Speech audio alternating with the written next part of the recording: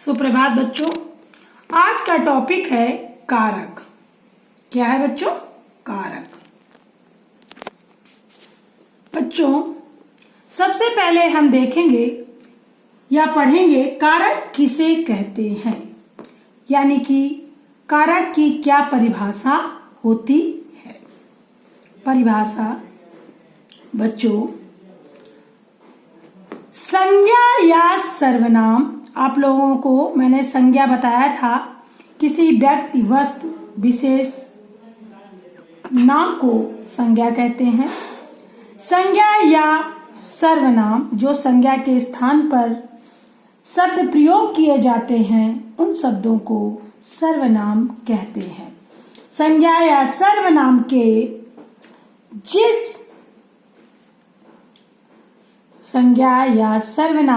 जिस रूप से उसका संबंध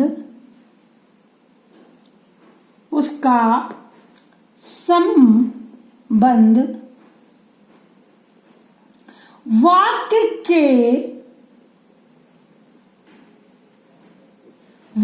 के अन्य शब्दों से जाना जाए। वाक्य के अन्य यानी कि दूसरे अन्य शब्दों से जाना जाए, उसे बच्चों क्या कहते हैं? उसे बच्चों कारक कहते हैं। क्या कहते हैं बच्चों? उसे कारक कहते हैं। समझ में आ रहा बच्चों? कहते हैं। फिर से देखें, संज्ञा या सर्वनाम, समझ रहे ना, कि जिस रूप से उसका संबंध वाक्य के अन्य शब्दों से जाना जाए उसे क्या कहते हैं बच्चों? कारक कहते हैं। क्या कहते हैं? कारक कहते हैं। कारक को और क्या कहते हैं? कारक की विभक्तियों को परसर्ग भी कहते हैं। कारक की कुछ विभक्तियां होती हैं, उनको क्या कहते हैं? उन्हें परसर्ग भी कहते हैं। समझ में आ रहा है बच्चों? अब देखिए बच्चों, आप ये समझिए कि कारक चिन्ह किसे कहते हैं। अभी आपने कारक की परिभाषा देखी, अब आपको देखना है कारक चिन्ह कहते किसको है। बच्चों देखें, शब्दों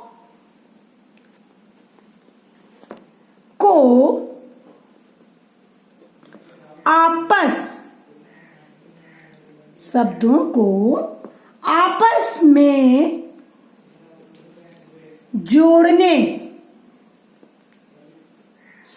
आपस में जोड़ने वाले शब्दों को क्या कहते हैं बच्चों? कारक चिन्ह कहते हैं। क्या कहते हैं? शब्दों को कारक चिन्ह कहते हैं। क्या कहते हैं बच्चों? कारक चिन्ह कहते हैं। समझ में आ गया? शब्दों को आपस में जो शब्द जोड़ते हैं ऐसे शब्दों को बच्चों कारक चिन्ह कहते हैं।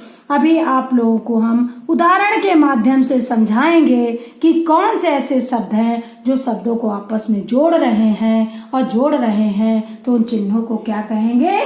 कारक चिन्ह कहते हैं। क्लियर? ठीक है बच्चों। अब आगे आइए, आप लोगों को कारक के भेद बताते हैं। बच्चों कारक के कितने भेद होते हैं? कारक के भेद क्या देखेंगे? कारक के भेद। बच्चों कारक के 8 भेद होते हैं। कितने भेद होते हैं? कारक के 8 भेद होते हैं। कारक के 8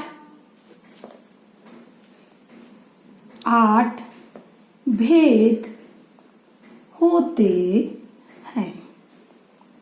अब आप लोगों के दिमाग में आ रहा होगा कि आखिर कौन से 8 भेद होते हैं। बच्चों अब उन के भेद देखिए, उनके नाम देखिए। पहले क्रम डाल लीजिए, कौन कौन से हैं, क्रम संख्या डालते जाइए।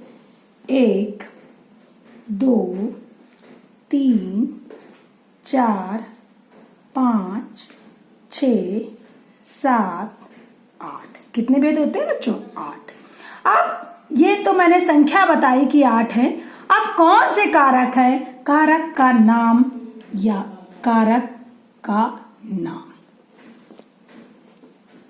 यहां पर आपको हम बताएंगे कौन से 8 कारक हैं और सबका उस कारक का जो कारक है उसका अर्थ क्या होता है, यहां पर देखेंगे बच्चों।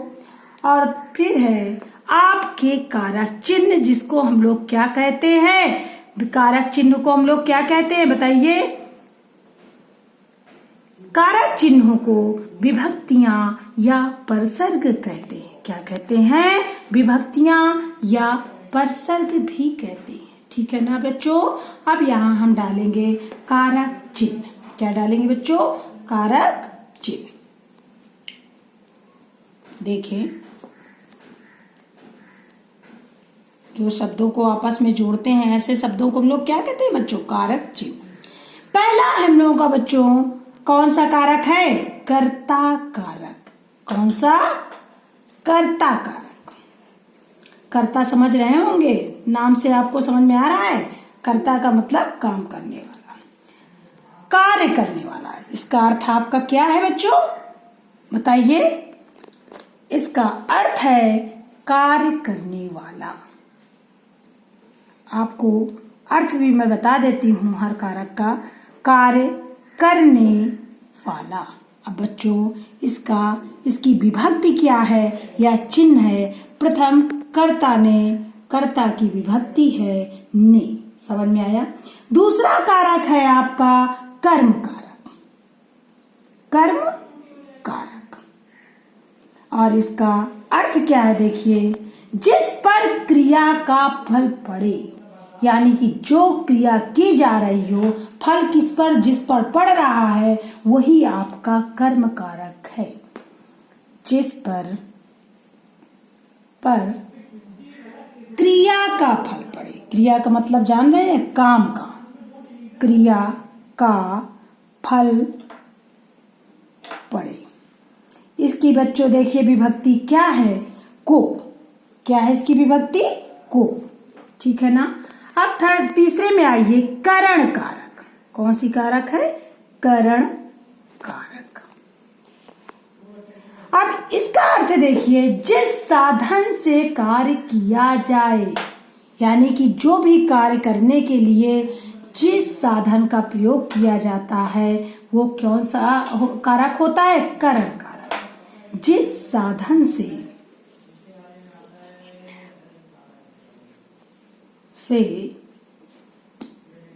कार्य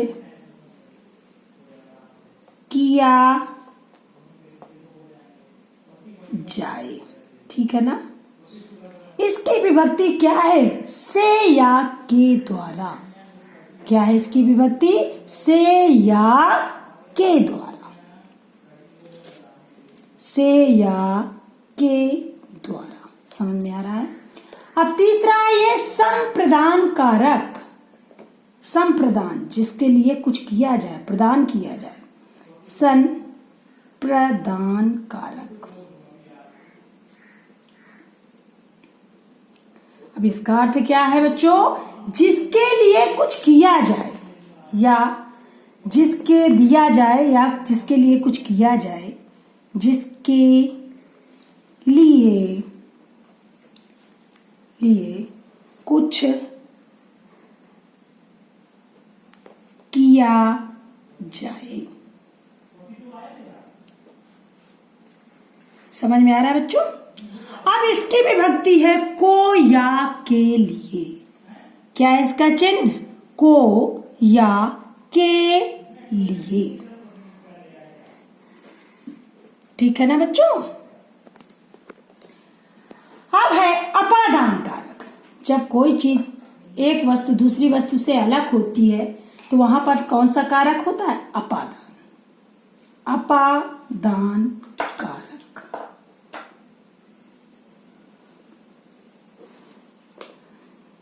जिससे कुछ अलग हो रहा हो, जिससे, इसका अर्थ है जिससे कुछ अलग हो रहा हो। अब इसकी आप देखेंगे चिन्ह क्या है या विभक्ति क्या है।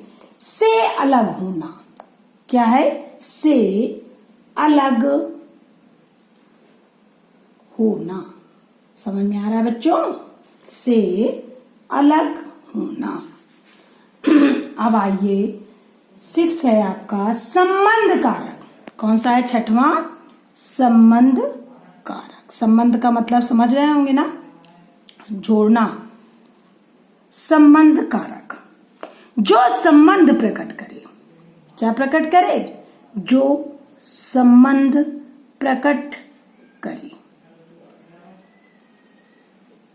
अब इसके चिन्ह देखिए कौन कौन से हैं।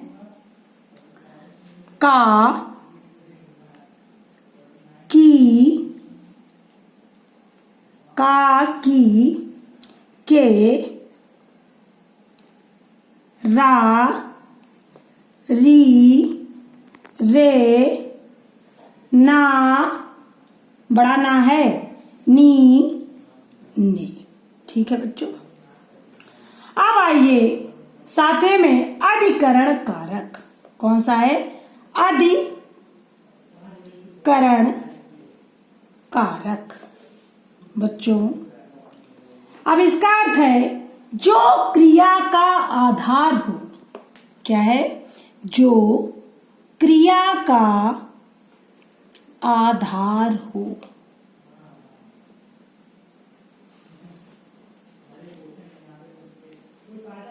इसका चिन्ह है में या पर।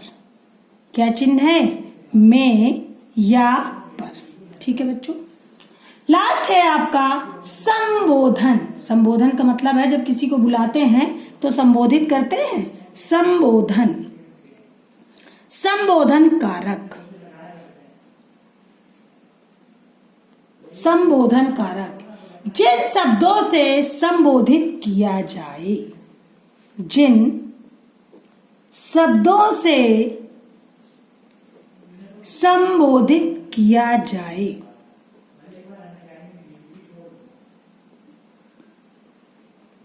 संबोधित किया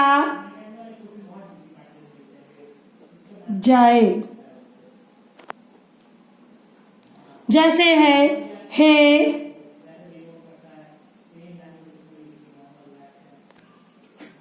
रे, अरे।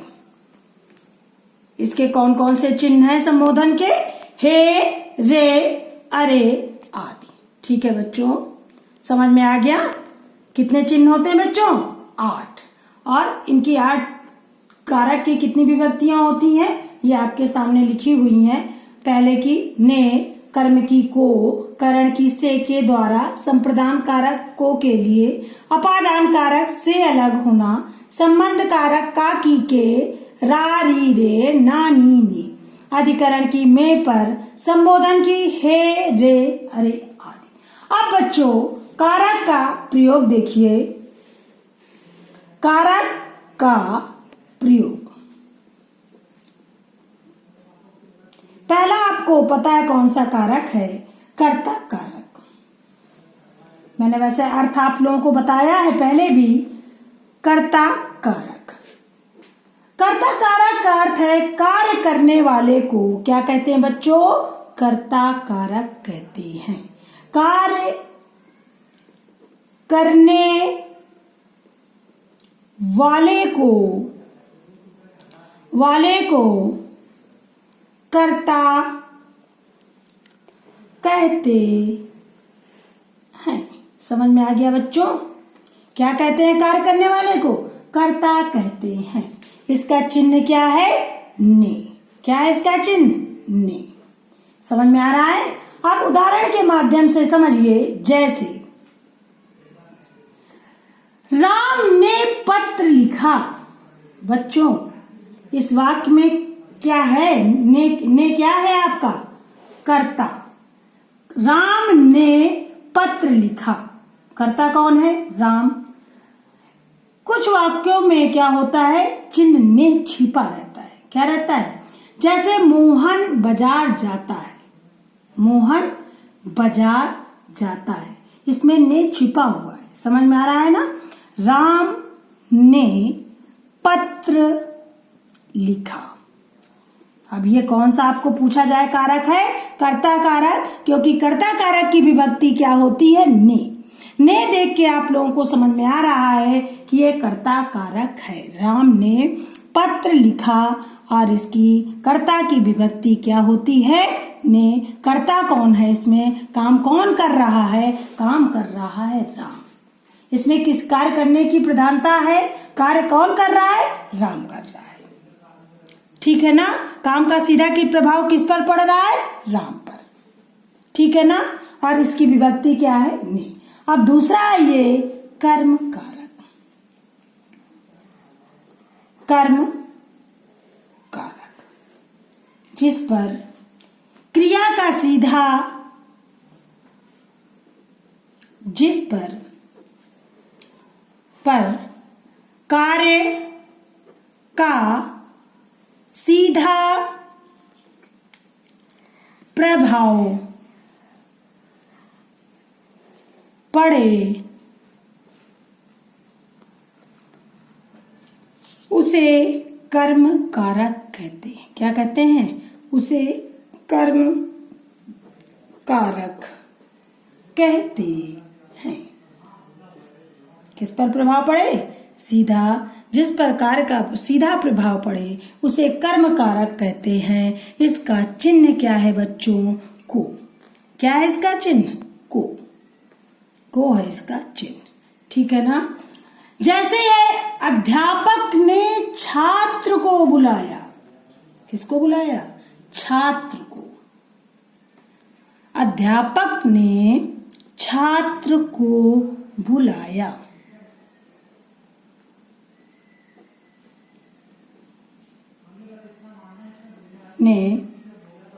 ने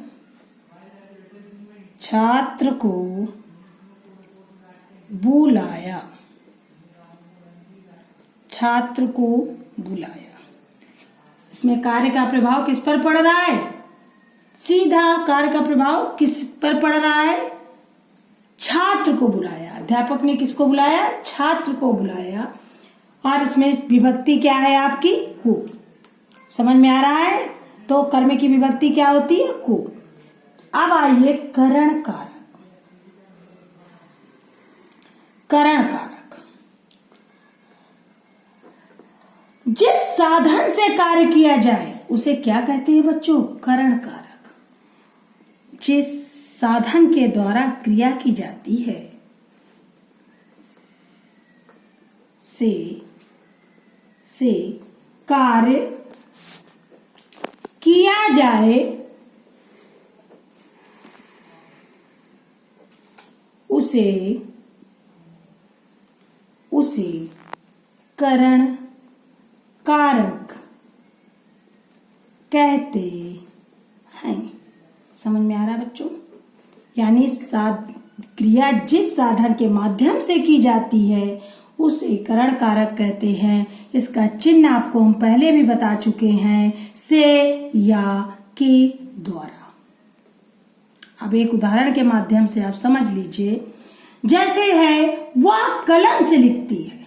किससे लिख रही है? कौन है इसमें साधन? कलम। लिख तो रही है लेकिन किसके माध्यम से लिख रही है? कलम से। साधन क्या है इसमें? कलम। वह कलम से लिखती है। क्रिया हो रही है, लिखने की क्रिया हो रही है, लेकिन किसके माध्यम से हो रही है? कलम से हो रही है। जब कोई क्रिया किसी के माध्यम से होती है तो वहां पर आपका करण कारक होता है और इस करण कारक की विभक्ति से या के द्वारा होती है। तीसरा आइए, चौथा है आपका संप्रदान कारक। जब कोई कार्य किया जाए, किसी के लिए जब कोई कार्य किया जाता है तो संप्रदान कारक कहलाता है। प्रदान कारक।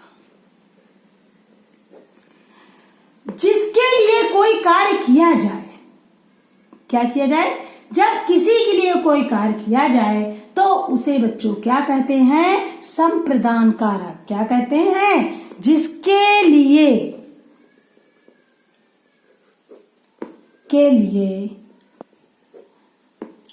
कोई कार्य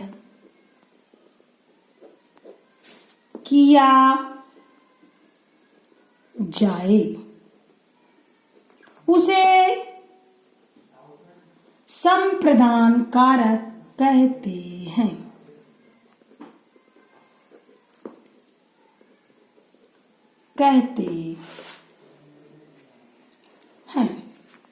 कैसे, देखें, अब इसका चिन्ह आपको हम बता चुके हैं, को या के लिए।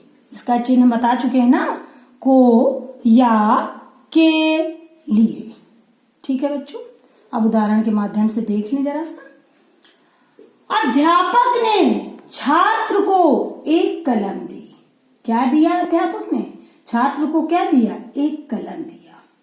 अगर जिसके लिए कोई कार्य किए जाए, अध्यापक क्या दे रहा है, छात्र के लिए कार्य कर रहा है। किस चीज का काम कर रहा है, कलम देने का।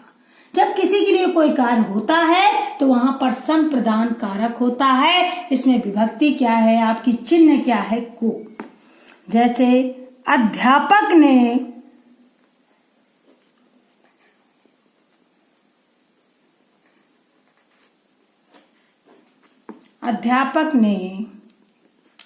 छात्र को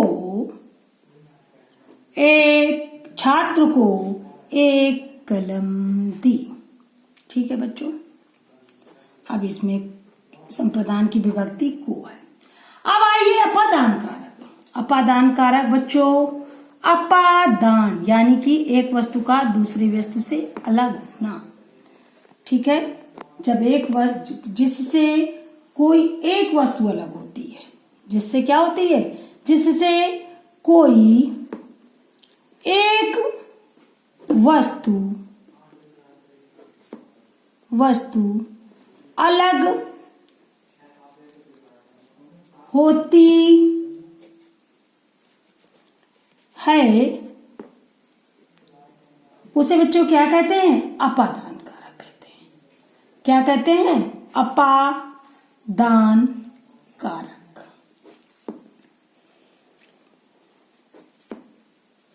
कहते हैं। अब उदाहरण के माध्यम से समझें। इसका चिन्ह क्या है, से। क्या है इसका चिन्ह, चिन्ह है इसका से। देखिए, जैसे पेड़ से पत्ते गिरते हैं, पेड़ से जब पत्ता गिरा तो क्या हुआ, अलग हो गया, पेड़ से जुड़ा नहीं है। पेड़ से पत्ता गिरा तो यहाँ किस चीज का भाव आ रहा है, एक वस्तु, एक पत्ता पेड़ से अलग हो रहा है, इसलिए कौन सा कारक है बच्चों, अपादान कारक। समझ में आ रहा है। अब दूसरा आइए, संबंध कारक। कौन सा कारक है, संबंध कारक।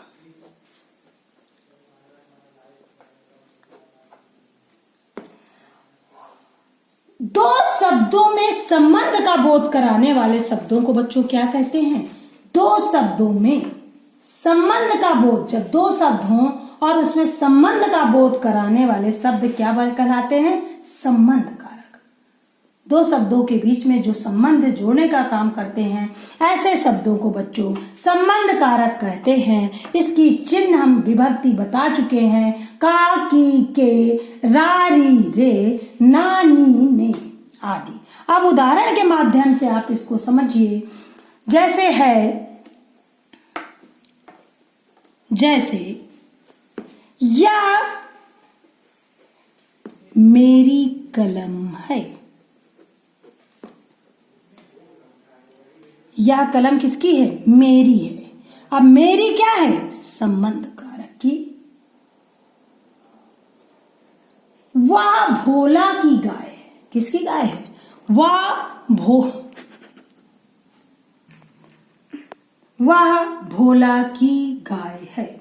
की क्या है इसमें, संबंध कारक। वो दो शब्दों में संबंध बोध करा रहा है, वो कौन सा शब्द है, की। अब आपका है 7वां अधिकरण कारक। विभक्तियां हम सबकी बता चुके हैं। अधिकरण कारक की विभक्ति क्या बताया था? में और पर। क्या बताया था? में और पर।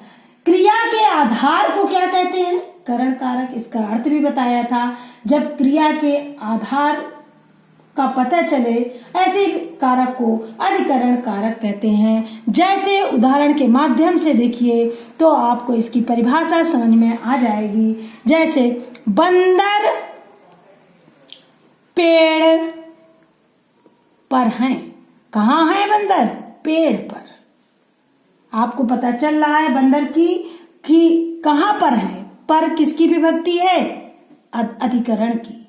और बंदरों की हमें पता चल रहा है कि क्रिया कहाँ कर रहे हैं? पेड़ पर। ठीक है, पेड़ों का बंदरों का आधार कहाँ है? पेड़ पर। तो ऐसे कारक को अधिकरण कारक। जैसे वह पढ़ती, कक्षा में पढ़ती है। कहाँ पढ़ती है बच्चों? वो कक्षा में पढ़ती है। में आपकी विभक्ति है। कक्षा में पढ़ती है। क्रिया कहाँ कर रही है? कक्षा में कर रही है। पढ़ रही है तो कहाँ पढ़ रही? कक्षा में पढ़ रही है। तो ऐसे कारक को अधिक, जहां पर क्रिया करने का आधार पता चले, आधार का ज्ञान हो, ऐसे कारक को बच्चों अधिकरण कारक कहते हैं। अब आपका लास्ट है संबोधन, यानी कि बुलाना, पुकारना। संबोधन कारक। आप लोगों को नाम से पता चल रहा, लोग कहते हैं हम उसको संबोधित कर रहे हैं, यानी कि बुला रहे हैं। जिसे पुकारा जाता है, बुलाया जाता है, उसे संबोधन कारक कहते हैं। क्या कहते हैं? जिसे पुकारा जाता है या बुलाया जाता है उसे संबोधन कारक कहते हैं। इसकी चिन्ह हम आपको बता चुके हैं। हे, हो, ओ, हरे। और आपको इसके बाद जैसे है